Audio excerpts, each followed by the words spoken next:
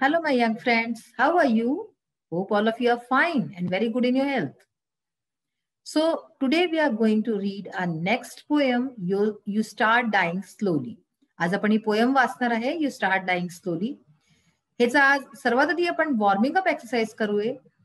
Warming up exercise मध्ये आज काही महत्वाच्या गोष्टी आहेत ज्या की आपण ज्याच्यावरती विचार करू, डिस्कशन करू. चला आपण वाचूया यू स्टार्ट डाईंग स्लोली. म्हणजे की तुम्ही हळूहळू मरायची सुरुवात करताय. ठीक आहे ना. डाईंग स्लोली, डाय म्हणजे काय, मरणं. हळू, स्लोली म्हणजे हळू, आणि स्टार्ट म्हणजे सुरुवात. तर हे आपण काय पोएम आहे ती वाचू. सर्वात आधी warming up exercise. So as we have discussed, we will start with our warming up exercise. Chit chat. Assuming ABCD as speakers, ask the assigned questions in your group and discuss. म्हणजे group बनवा आणि ABCD असं सोचा की एक speakers आहेत आणि इथे खालती काही गोष्टी लिहिल्या आहेत.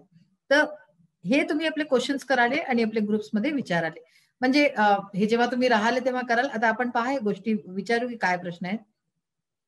If you do not study well, what will happen. काय होईल जर तुम्ही अभ्यास नीट नाही कराले. कधी सोचले अभ्यास नीट नाही केला तर काय होईल? हो, ऑफकोर्स आई वडील रागवतील सर्वात आधी. त्याच्यानंतर आपण फेल होऊ शकतो, आपले मार्क्स चांगले नाही येतील, सगळेजण आपल्यावरती हसतील, ते वेगळं, आणि आपल्याला ब्लेम करतील. तर ह्याचे काय आन्सर्स होऊ शकतात बघा. Will not get good marks, म्हणजे की I will not get good marks, माझे चांगले मार्क्स नाही येतील. मग काय होऊ शकतं, आय माइट फेल, हे येऊ शकतं की मी फेल होऊन जाऊ त्या सब्जेक्टमध्ये. अजून होऊ शकतो I will be blamed for neglecting studies, म्हणजे की माझ्यावरती ब्लेम होईल, मी आरोप माझ्यावरती लागतील की मी स्टडीजला, अभ्यासाला नेग्लेक्ट केलं, म्हणजे की नाही पडलो. आणि काय होऊ शकतं की parents and teachers will be angry with me, माझे आई वडील, माझे टीचर्स सगळे माझ्याशी रागावून जातील कारण की मी अभ्यास नाही केला. तर जर मी अशा प्रकारे चांगला अभ्यास नाही केला तर हे सगळ्या गोष्टी होऊ शकतात. नेक्स्ट आहे question, if you do not participate in school activities, games. काय होईल जर मी शाळेचे ऍक्टिव्हिटीज, ज्या विविध ऍक्टिव्हिटीज होतात, गेम्स असतात, त्याच्यामध्ये जर मी पार्टिसिपेट नाही केलं तर काय होऊ शकतं? तर त्याचा काय आन्सर होईल बघा. Idle and inactive student, I will be an idle and inactive student. सगळे मला काय सोचतील की मी आळशी आहे, मी काही करत नाही, अशा प्रकारचं स्टुडंट मी फेमस होऊन जाईल. अजून काय होईल, I will feel solitary and dull, मला एकटेपणाचा भास होईल आणि मी खूप डल होऊन जाईल. म्हणजे मी सगळ्यांबरोबर खेळेन नाही, मिक्स नाही होईल तर काय होईल, मला एकटेपणा होऊन जाईल. I will become obese. Obese म्हणजे काय, जेव्हा लहान मुलं जे आहे खेळतील, कूदतील नाही, काही करतील नाही तर काय होतील, मग लठ्ठ होऊन जातील. तर लठ्ठपणा जो असतो जे लहान मुलांचा असतो त्याला म्हणतात ओबेस. ठीक आहे. आणि I will not be sociable, म्हणजे की मी सोसायटी बरोबर, मी सगळ्यांबरोबर घुलमिळून नाही पावेन. तर मग काय होईल की मला जे आहे लोक सामाजिक रूपाने स्वीकार नाही करतील, तर मी सोशेबल नाही हो पावेन. तर हे सगळे चीजा होतील जर मी ऍक्टिव्हिटीज मध्ये आणि गेम्स मध्ये पार्टिसिपेट नाही करेन तर. नेक्स्ट क्वेश्चन आहे, if you wake up late on a working day. जर कोणत्या कामाच्या दिवशी तुम्ही, सपोज तुमचा शाळेचा दिवस आहे आणि तुम्ही लेट उठले त्या दिवशी, तर काय होईल, व्हॉट विल हॅपन. तर त्या दिवशी जर तुम्ही लेट उठले तर काय होईल, तर ह्याचा आन्सर बघा. Miss cool peaceful morning, I will miss cool and peaceful morning. म्हणजे जी सकाळी सकाळी आपण जेव्हा उठतो, शाळेला जातो किंवा ऑफिसला जातो, तर तेव्हा काय होतं, सकाळी सकाळी उठतो तर आपण सकाळ कशी थंड असते, छान असते, पीसफुल म्हणजे शांत असते. तर हे सगळं आपण मिस करून देऊ आपल्या लाईफमध्ये. I will everything will be delayed, everything will be delayed, my morning chores will be delayed, म्हणजे सकाळचे जितकेही काम आहेत आणि सगळं काही उशीर होत जाईल. एकदा जर आपण सपोज आपला उठायचा टाइम 6 वाजता आहे आणि आपण 7:30ला उठलो तर काय झालं, सगळं बेकार होऊन जाईल. I will become dull and lazy, मी खूप डल फील करेन. मला असं वाटेल एक दिवशी जर तुम्ही सकाळी उशिरा उठता त्याच्याने काय होतं, आणि आपला जो रोजचा वेळ आहे त्यावेळेला न उठून आपण उशिरा उठतो तर पूर्ण दिवस आपला खराब होऊन जातो आणि आपल्याला खूप लेझी फील होतं. And lose best hours of work, I will lose my best hours of work, म्हणजे कामाचे जे सगळ्यात सर्वोत्तम जे घंटे असतात, सकाळची वेळ असते जी, ती मी सगळी लूज करून नाही, सगळे हरवून जाईल. म्हणजे की मी काहीच नाही करू पावे त्या दिवशी, पूर्ण दिवस माझा काय होईल, बेकार चालला जाईल. नेक्स्ट आहे, if you ignore a friend in need. काय होईल जर तुम्ही आपला कोणता मित्र आहे तुमचा, ज्याला की तुमची मदत हवी आणि तुम्ही त्याला इग्नोर करून द्याल, तर मग काय होईल बघा. तर friends will lose their faith in me, माझे मित्र माझ्यावरला विश्वास सोडून देतील, they will leave avoid me, मला सोडून देतील किंवा मला अवॉइड करतील, माझ्याकडे लक्ष नाही देतील, ब्लेम मी फॉर बिट्रेल, मला धोकेबाज म्हणतील आणि अशा प्रकारे मला ब्लेम करतील, आणि I will face emotional loss, मी जे आहे ना खूप भावात्मक लॉस मी महसूस करेन जेव्हा माझे सगळे मित्र चालले जातील. तर हे सगळं होऊ शकतं. नेक्स्ट आहे, if you do not exercise regularly what will happen, जर रोज तुम्ही व्यायाम नाही कराल तर काय होईल, will not stay healthy and fit, me healthy नाही राहीन, फिट नाही राहीन, I will suffer from obesity, परत मी एक्सरसाइज नाही करेन तर मी लठ्ठ होऊन जाईन, वीक इम्युन सिस्टम, माझा जो इम्युन सिस्टम आहे आतला पूर्ण गडबडावून जाईल, इम्युनिटी नाही राहील, आणि not feel energetic and active, जर मी एक्सरसाइज नाही करेन तर मी बिलकुल ऍक्टिव्ह नाही राहीन. अशाच प्रकारे if you eat too much of junk food what will happen, जर तुम्ही खूप सारं junk food, pizza, burger, pasta, Maggi हे सगळं खूप खाता तर काय होईल, सफर फ्रॉम ओबेसिटी, परत तुम्ही लठ्ठ व्हाले खूप जास्त, मे लूज माय इम्युनिटी, ह्याच्याने माझी इम्युनिटी, माझा इम्युन सिस्टम सगळं बेकार होऊन जाईल, non active life, I will lead a non active life, म्हणजे हे सगळं खाऊन खाऊन आपल्या आतमध्ये सगळं इतकं हानी करतं तर माझे जीवन जे आहे ते नॉन ऍक्टिव्ह होऊन जाईल लाईफ माझी, have to spend a lot on health problems, आणि मला खूप सारे पैसे द्यावे लागतील हेल्थ प्रॉब्लेम्स वरती, डॉक्टरकडे आय दिवस जावं लागेल, तर हे सगळे मी प्रॉब्लेम्स फेस करेन. Things I can do in my life, आता काय वस्तू आहे जे मी आपल्या जीवनात करू शकते या करू शकतो, फॉर माय नेशन, आपल्या नेशन करता, आपल्या राष्ट्राकरता काय करू शकते, पहा, कीप माय लोकॅलिटी क्लीन, म्हणजे की आपली लोकॅलिटी जी आहे आपल्या आसपासचा एरिया साफ ठेवायचा, ओबे द लॉज, लॉज ओबे करू शकते मी आपले, ठीक आहे ना, की जेही नियम कायदे कानून आहे त्यांना उभे करायचं, एक्सप्रेस पेट्रियोटिझम थ्रू डीड्स, असे कार्य करायचे ज्याने की माझं देशभक्ती दिसे लोकांना, help our government in war and peace, आणि आपल्या सरकारची मदत करायची, चाहे ते शांतीचा टाइम असो, जर युद्धाचा टाइम असो तरी, आणि शांतीचा टाइम असो तरी, तर अशा प्रकारे मी आपल्या राष्ट्राची मदत करू शकतो. फॉर माय फॅमिली, फॅमिलीची मदत कशी करायला, जे काय करू शकता फॅमिली करता, keep my house clean and tidy, तुम्ही आपलं घर स्वच्छ ठेवू शकताय, प्रोटेक्ट कल्चरल हेरिटेज, आपली जी म्हणजे की संस्कृती आहे आणि आपली परंपरा आहे त्यांना तुम्ही प्रोटेक्ट करू शकता, सुरक्षा देऊ शकता, त्यांना वाढवू शकता, take care of everyone in family, परिवारामध्ये सगळ्यांचं लक्ष ठेवायचं, प्रिझर्व डिग्निटी ऑफ फॅमिली, आणि हर परिवाराचं एक सन्मान असतो, मान सन्मान, तो तुम्ही ठेवू शकताय, असे काम करून की ते बनलं आहे.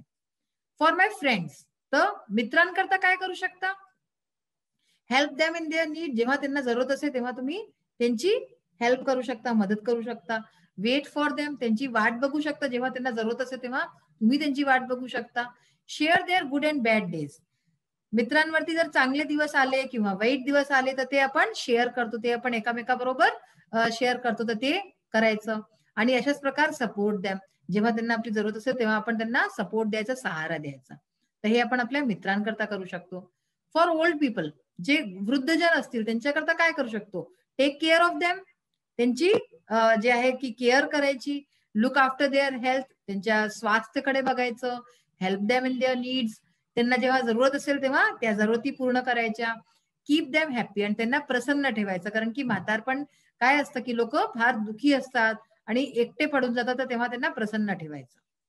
मग आहे फॉर द नीडी, जे जरूरतमंद असेल त्याच्याकरता काय करायचं, हेल्प देम इन नीड, त्यांची जी जरूरत असेल ती पूर्ण करायची, आयडेंटिफाय देअर नीड्स, त्यांना काय जरूरत आहे हे ओळखून घ्यायचं, सपोर्ट देम, त्यांना सपोर्ट करायचा, शेअर देअर मिजरीज, त्यांना काय प्रॉब्लेम आहे, काय त्रास आहे ते जे आहे त्यांच्याशी वाटून घ्यायचं, ते सगळं आपण जे नीडी लोक आहेत त्यांच्याकरता करू शकतो.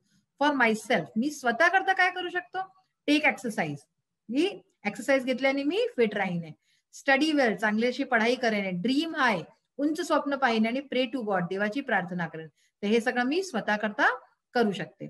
Complete the following web and write a paragraph, my wish, ठीक आहे ना, ट्रॅव्हल इन स्पेस, तर माझे काय विशेष आहे, माझी काय इच्छा आहे, तर ट्रॅव्हल इन स्पेस, आणि अशाच प्रकारे काय काय विशेष आहे ते आपण लिहू शकतो इथे, ते आता पुढे आपण बघूया. तर बघा, आता आपण वॉर्मिंग अप एक्सरसाइज मध्ये जे पाहिलं होतं कम्प्लीट द वेब, ह्याचं मी डायरेक्ट आन्सर्स दिले आहेत, पॅराग्राफ तुम्ही स्वतः लिहाले, यंदा मी हे काम तुमच्याकरता सोडलेलं आहे. तर वेब मध्ये काय काय लिहिलं, माय विश ट्रॅव्हल इन स्पेस लिहिलेलं होतं, land and walk on the moon, म्हणजे चंद्रमावरती लँड करायचं, उतरायचं आणि चालायचं, हे माझी विश आहे.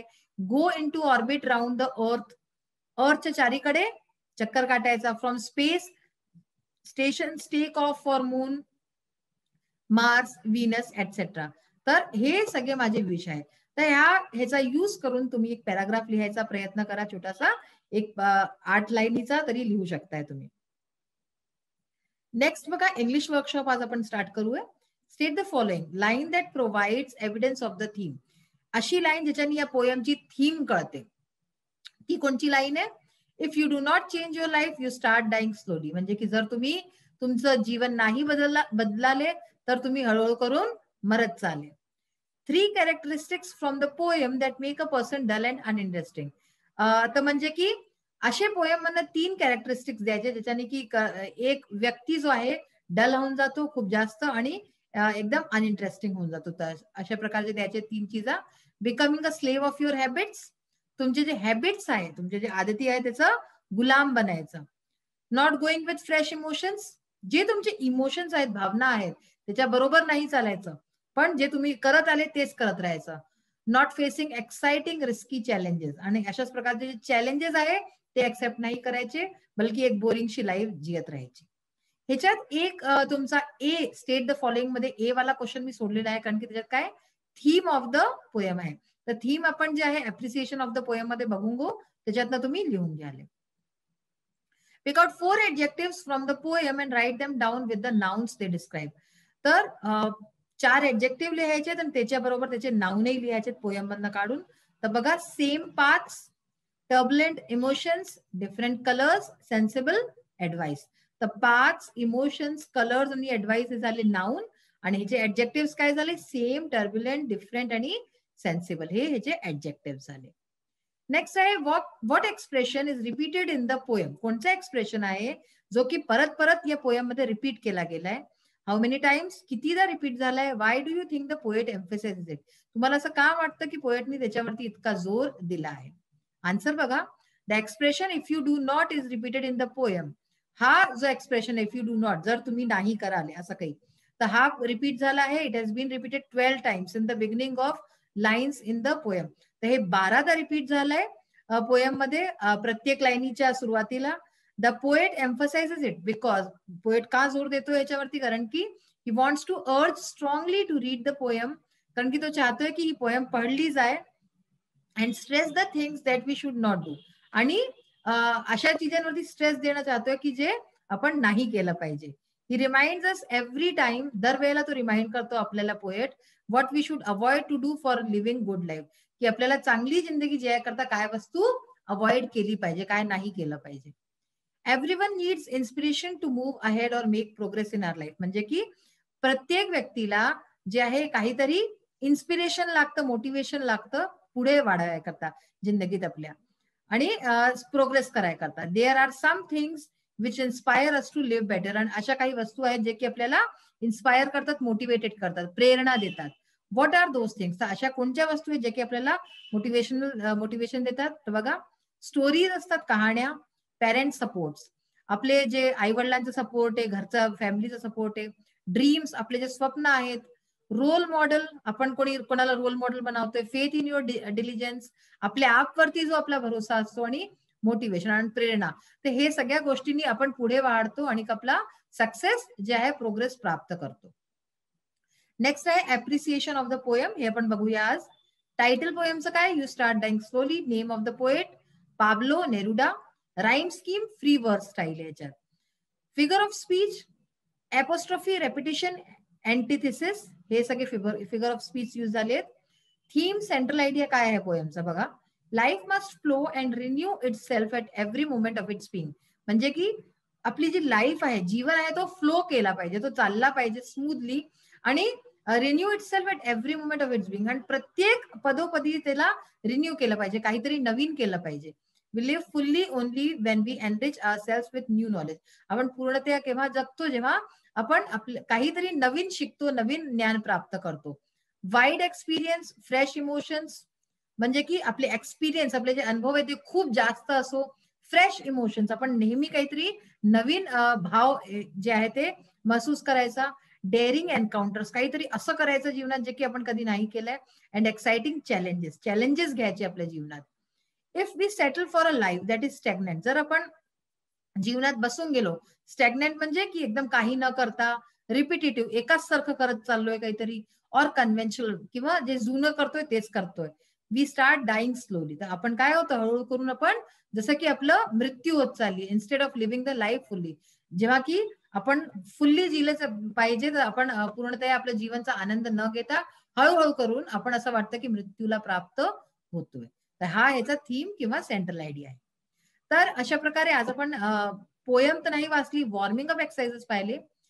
जे अप्रिसिएशन पाहिलंय ते तुमचं पोयम विशेष इम्पॉर्टंट पार्ट आहे. त्याला तुम्ही नीटचे बघा आणि करा. आणि जो वर्कशॉप बघितली इंग्लिशची तेही तुमच्या जे आहे सगळं जरुरी आहे. आजचा सेशन इथेच फिनिश होतो. नेक्स्ट सेशन मध्ये परत भेटूया. Till then bye. Have a nice day. Thank you.